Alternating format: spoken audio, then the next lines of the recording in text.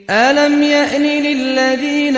آمَنُوا أَن تَخْشَعَ قُلُوبُهُمْ لِذِكْرِ اللَّهِ وَمَا نَزَلَ مِنَ الْحَقِّ. ای غافل خودی گونه پر قیت ناترسی تچاوی خواه بگری و جاره کدن و نبه قیت ناترسی اجل وره و تیل سر گنانی گناه تا نظام با خاده هیا که حساب هیا جنت هیا جهنمه هیا لكن تدزانی تو کدا در رویج خاده تعالی قی کسک کنیج رب العالمین بر ما ایدی وقتا تا نبو تو توبه بکی ما دیدی تج گنان تا تیر نبوی تج غفلت تیر نبوی تا عمری خواه گشکی در باز کرد گنان و غفلت دا دورا هل عینی که دست خواه که لسرچاوی خواه بنی که عمری تا بود چه سال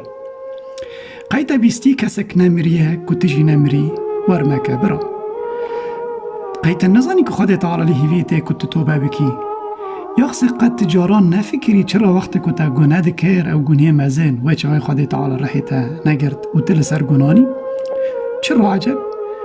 زانی تا ما خود تعالی جتا حزد که جتا حزد که و دخوازی تو توبه بکی بنیره حدیث دا پیغمبر علیه الصلاة والسلام ده بیجه هر شف خود تعالی ده بیجه هل من مستغفر کی دخوازی از گناه و عاف بکم و اجیر گناه و عاف بکم هل من تائب کی دخوازی توبه بکه و اجی توبه و قبول بکم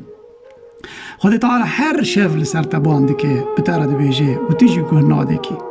ایجا خود تعالی تساق دیلینه برکی تو توبه بکی برکی تو گوه پیدی تلیوه گرینی توبه بکی یا اقصد دی بیجی گناه تا پرن و تترسی که خود تعالی گناه تا عاف نکه بنیر خود تعالی چه دی بیجی لو بلغت ذنوبک السماء ثم استغفرتنی اگر کو گناه تا بگیشتانا عزمانان و درا تا بخستا از گناه تا عاف بکم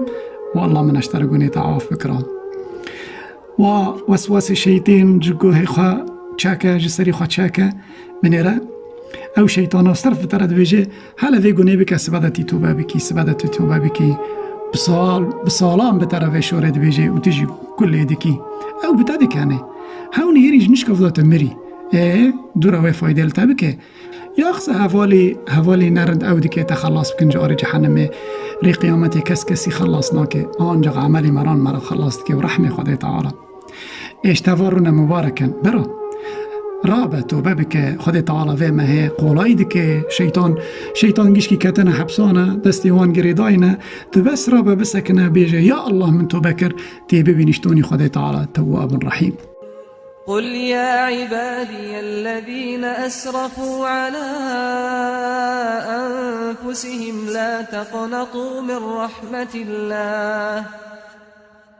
إن الله يغفر الذنوب جميعا إنه هو الغفور الرحيم